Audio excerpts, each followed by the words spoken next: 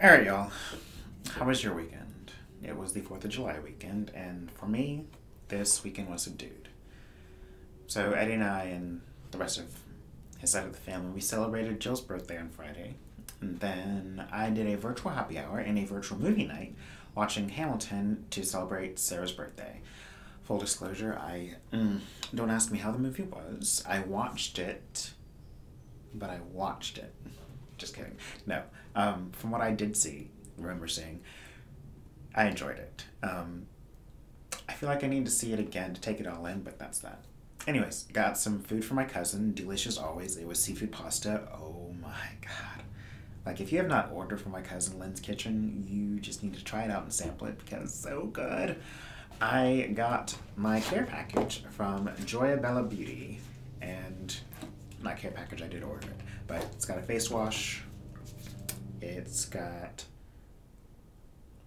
shea scented butter, it's got some hand sanitizer, and then also it has some amazing lip balms, which I'm always desperately in need of. So I am excited to try all this out, and yeah, and it came in this really cute packaging. Can't wait to try all this out.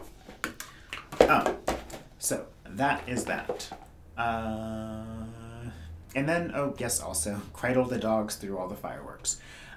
Starting Friday night, it seemed they wanted to do a pre-celebration across the city in the neighborhood. And so, of course, Leo is just crawling into the bed with Eddie and I, and you can't really fight it because it's different than the fireworks that have been going off nightly for the past however long. And he's just terrified, and Audrey's terrified, and so I'm just like, come on, babies, I got you. That was the 4th in a nutshell. Consoling my dogs because they thought the world was coming to an end, and just business as usual, I guess. And I guess I have a complicated relationship with the 4th. I'm a black queer trans woman who grew up the son of a military officer, an army officer.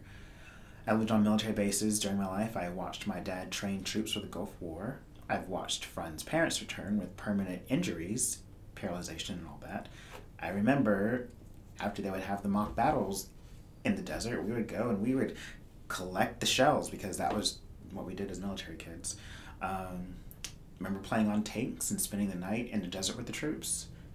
The first 18 years of my life, those years were dominated by the Army. Like, I felt like a child of the United States, and I feel like all military children or children of people who are serving the United States in some capacity, whether that's in the Army, diplomats, political, you are children of the United States because it's not just your parents that are giving up their life for the country or dedicating their life, but you as well for the first 18 years of your life. It forms you and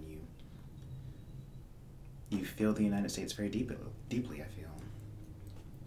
The current headquarters, for example, for Tyler Perry, that's where my dad was during the crisis of 9/11, a building I have memories of spending summer days bored out of my mind teaching myself computer skills while I sat with my dad at work.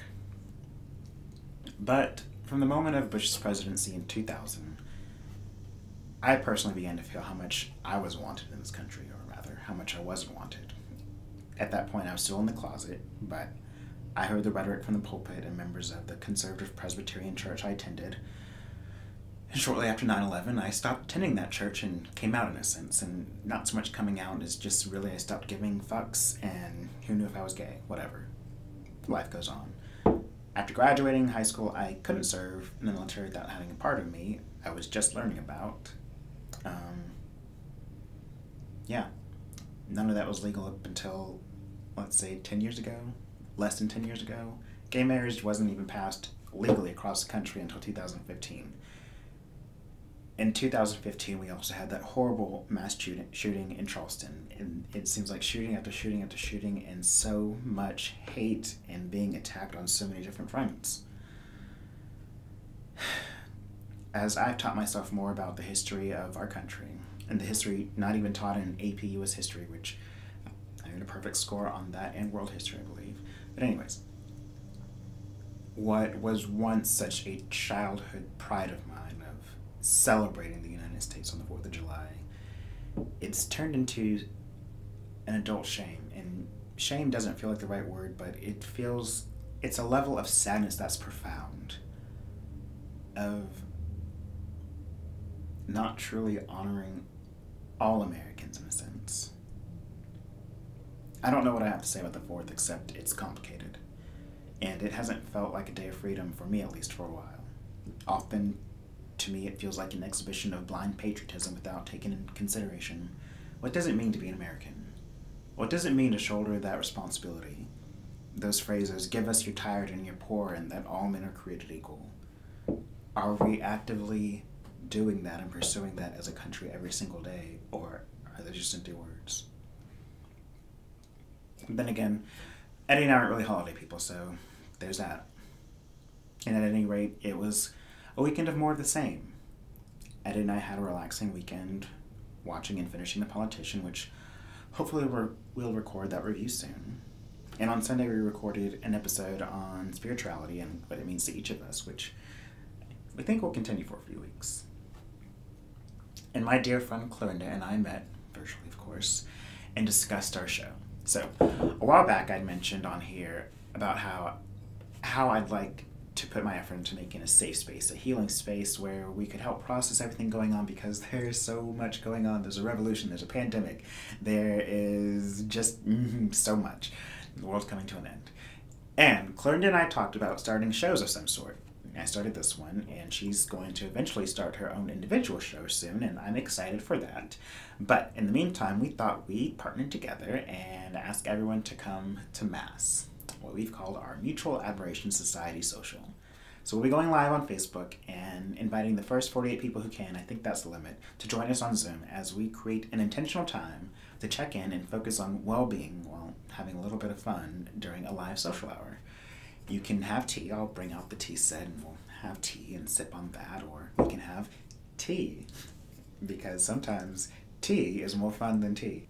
Anyways, it's going to be a great communion, and we are not certain where the show will take us, but we are certainly interested to find out as we kick it off talking about our own self-care practices and how that's changed and evolved during the pandemic and the revolution and the initial to now.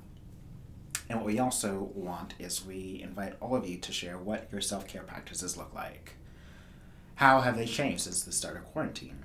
Are there any tips you'd have for others, or any tips you'd like to know? Mass, live starting at 4:30 Eastern Daylight Time. So first, give Clorinda and me a follow on Instagram, and then get the Zoom link. And then to get the Zoom link, just DM either one of us and we'll get you that link. And that's all I really have for today. As always, keep bearing the lightness of being. I love you all, and if you can tell me where this line is from, you'll win my heart. Remind me to tell you the time I looked into the heart of an artichoke.